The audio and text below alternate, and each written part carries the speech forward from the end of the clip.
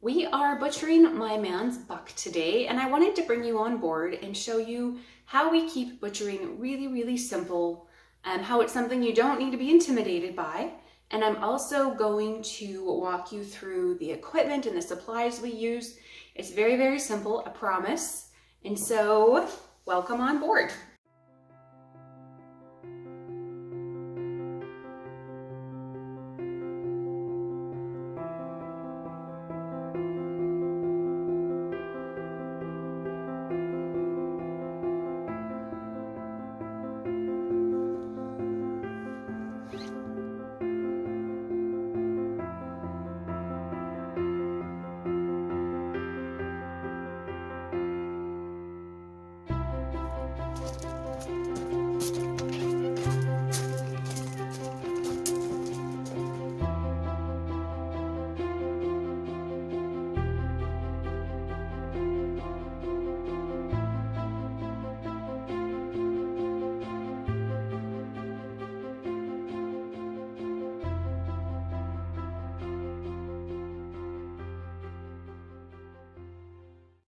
When it comes to butchering your own meat at home, there are a few supplies and staples you're going to need.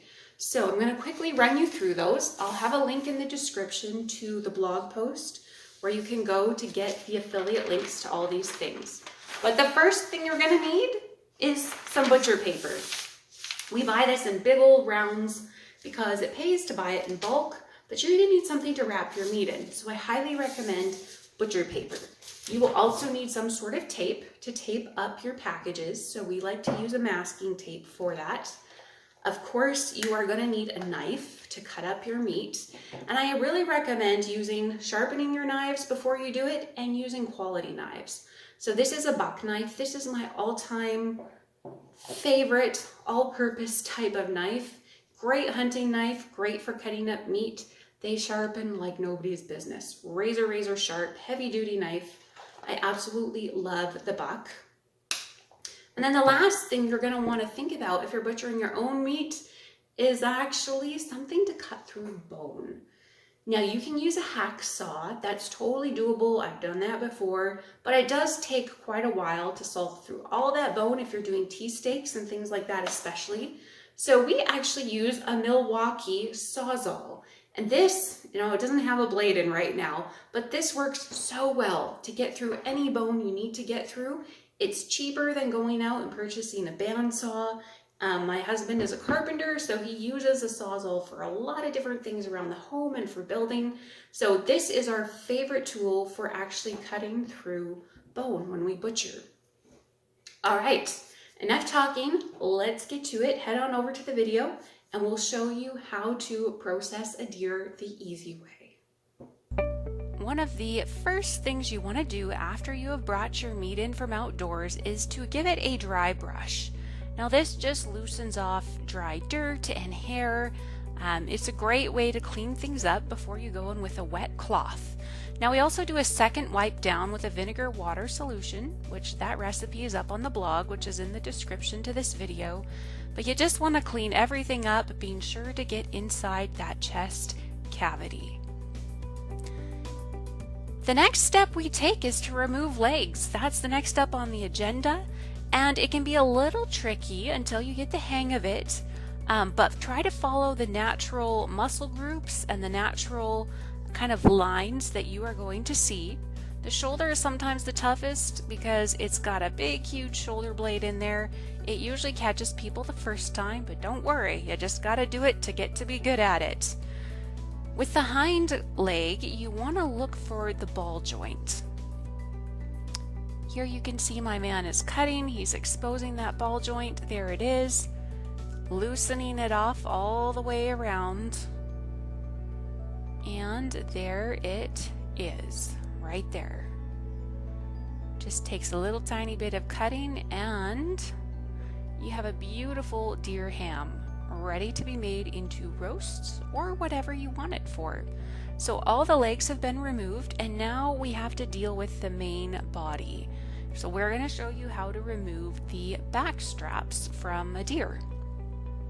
Now the back straps are just the muscles on either side of the backbone. It's one of the most tender cuts on a deer, and it makes some really excellent steak. Some people will cut it into T-bone steak. Here we are removing the meat from the bone, and we will turn these into little tiny minute steaks or else roast, or it makes excellent stew meat as well. You can see we're kind of cutting on top of the ribs and just sort of peeling that cut of meat off. So we're going to remove both of those. There we go. Beautiful. Two beautiful back loin cuts that will be absolutely delicious. It's time to deal with the ribs. You can cut the meat off of all your rib bones and just grind it up into burger for ground meat, or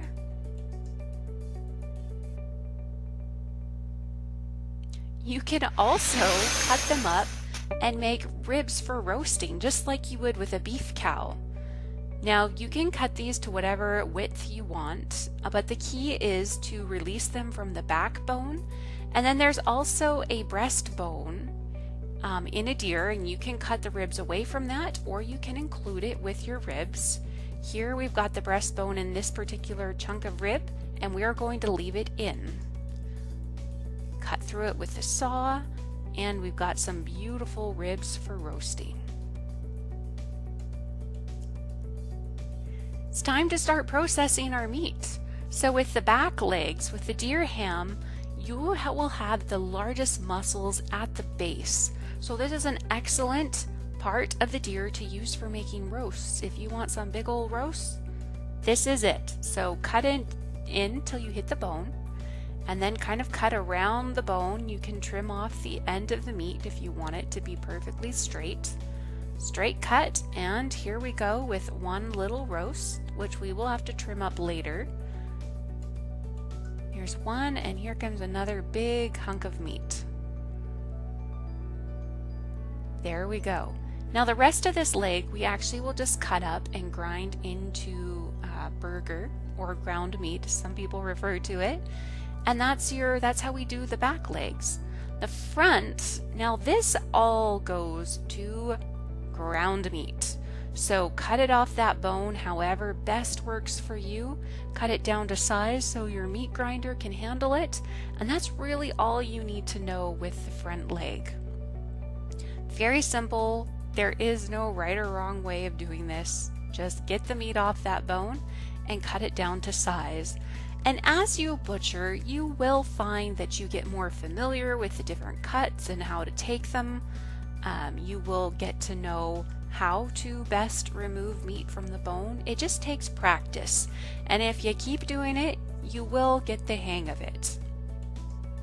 Here we are both just cutting up meat for the grinder. That's all we're doing.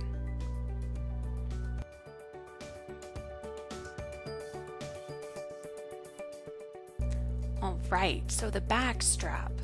Here I'm going to cut it up into roasts, and some larger ones and some tiny ones. You can make little tiny minute steaks with this cut of meat, or it actually makes excellent stew meat as well. So if you are inclined towards stew meat, you can freeze it or you can pressure can it, but this is by far one of the best cuts on a deer.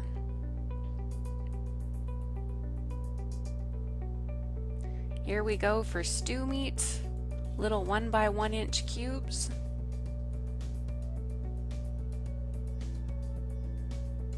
It's really just what are you going to use the most of, and then you go with that. It's my rule of thumb. Here is where you are going to need that saw, because if you left the breastbone in your ribs, you are going to need to get through that hard bone.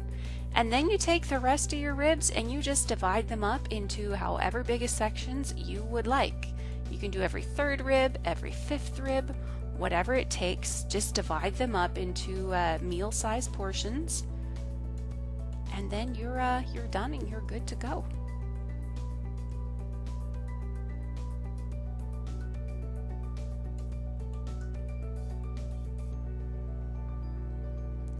Last but not least, take time to clean up the leftovers. So along the deer's backbone, that is prime meat for stew. So go ahead and cut that off. You can take the hanging tenderloin from the inside as well, and the neck. We also like to cut the neck up with a saw and we use it as a soup bone. It makes excellent soup.